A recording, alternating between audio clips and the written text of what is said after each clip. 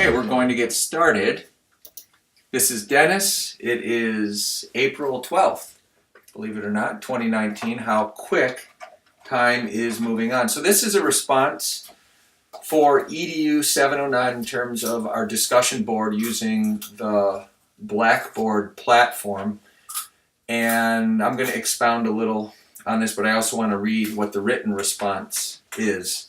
So I want to say hi to Ben. I also want to say hi to Josh and the other classmates.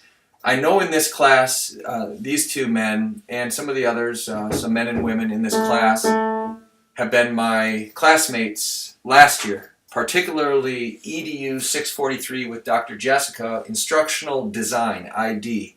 That was an awesome class, and I know there's been some other ones, I believe, but at least that one.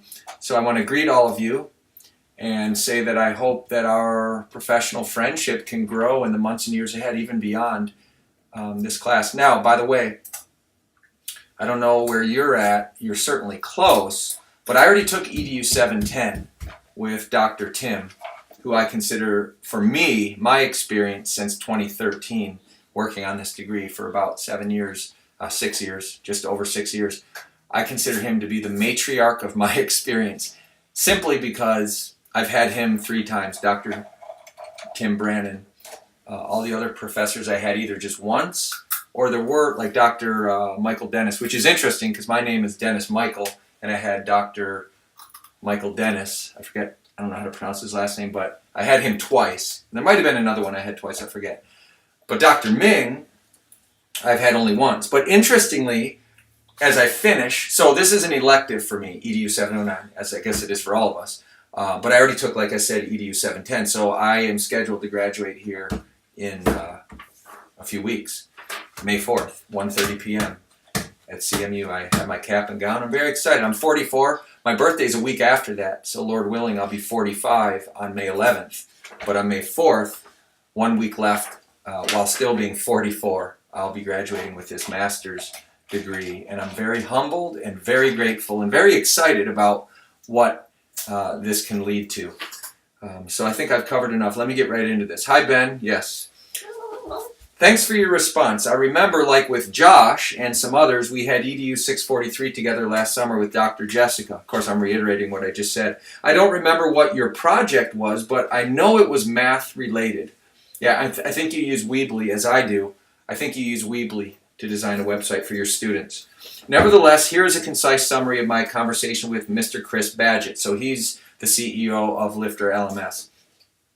He showed me where to find a tutorial for building a course using Lifter LMS, which is typical. I mean, any product that's out there on their website, they're going to have some videos that show you how to navigate their app or their website, etc. Number 2, we discussed my vision for course creation spanning a broad range of topics. 3, we discussed some of the details of what makes their LMS plugin with add-ons unique. Of course, there are hundreds. I think there's, well, right between 100 and 1,000. So there's about, I've heard, 500 LMS software products out on the market in our world today in the year 2019. And Lifter LMS is just one of them. For example, you have your own website or websites and don't have to pay to go on a third-party site. So your content on the very course site or sites that you create are fully yours to control. And basically what he was talking about was, I mean, first of all, LMS is very complicated.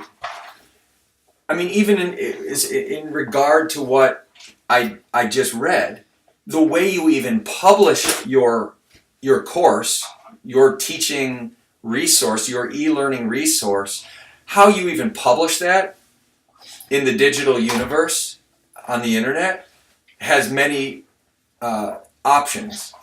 Now, one of them, which I think is typical, is where you have basically this third party where they're hosting your online course or your online courses.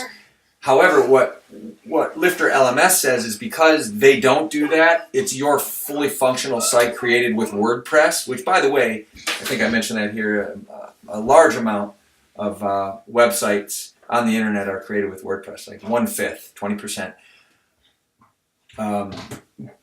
But that gives you some more, I guess, autonomy over your your resources, your e-learning, your courses that you put out there on the internet. It gives you a little more autonomy instead of maybe being slowed down or maybe some, quote, red tape in terms of whether it's fees, whether it's just what you're allowed to do, what you're not allowed to do to make your e-course, your learning resource be functional and active and accessible to students or clients, customers, etc.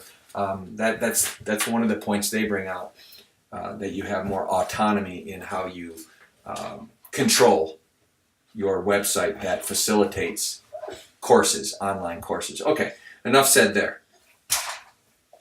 Where was I? Yeah, let's go to number 4. A little bit about pricing. Okay, we talked about pricing. Okay. Number 5, how creating a website or websites with WordPress, and this is what I just said, I alluded to this, I mentioned this specifically. I learned from him that about 20% of all websites on the internet are created with WordPress. And I'm trying to remember how he broke that down. If it was medical or if it was, there was some kind of industry or realm of some aspect of society that kind of has a lot of that 20%. I don't remember if he said it was medical related, but point being is 1 out of every 5 websites is created with WordPress, basically. It's very interesting. In other words, I use Weebly, but I'm sure that's a pretty puny amount because there's so many companies out there with their software like Wix and so on. And of course, then you have software to do it yourself, like Dreamweaver. Well, anyhow. So let me continue, please. So I say here, what he was telling me is since their LMS product is created with LMS, it makes sense that you create your website with LMS because it's much more integrated. I think that makes sense there. Rather than using Weebly like I currently do, and then having to link, or then having a link from a website created with Weebly to any particular course, which is really a website hosting those courses. Housing those courses. Instead of doing that, it's just better to do it all in one, with one resource, with one tool. Of course, then you have multiple tools under the main tool. So if WordPress is the main tool in this analogy, then you have many subcategory tools, lesser tools within that, which, for example, are the plugins, not the plugins, the add-ons.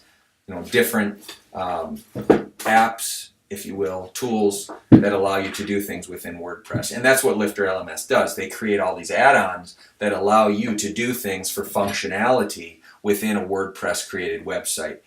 And that can be anything from just simply having a simple course where a student watches a video or reads a PDF, they take an assessment, they can pay for that course, so then you need that economic or that, like whether it's PayPal or whatever, you need that add-on to integrate that in. So it's all, as far as when your customers or students and so on go to your course, it's all integrated where they're paying for the course right there and then taking the course. And that's just one example because there's so many add-ons. Okay, let me continue.